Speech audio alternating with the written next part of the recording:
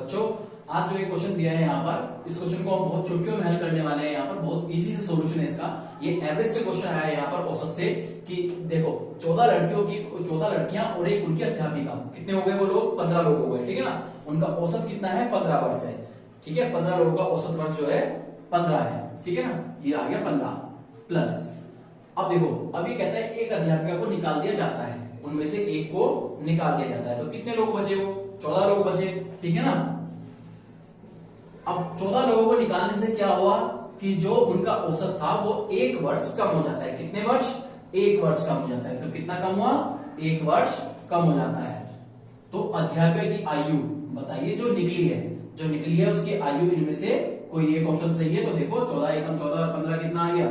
29 वर्ष, यानी कि ए ऑप्शन जो है बिल्कुल राइट ऑप्शन है। तो एक बार और समझ लो हमने क्या किया इस क्वेश्चन में कि जितने भी औसत दिया हो, सबसे पहले तो औसत को लिख लेंगे, ठीक है ना। कितने भी लोग हैं उनका औसत दिया हो तो औसत को लिख लेंगे, उसके बाद उसमें ऐड करेंगे। अब देखो अगर कोई एक आया है, अगर इसके अपोजिट मैं कह दूं कि कोई एक बंदा आया है और, तो कितने हो जाएंगे? 15 से 16 हो जाएंगे, तो यहाँ पे 16 आ जाएगा।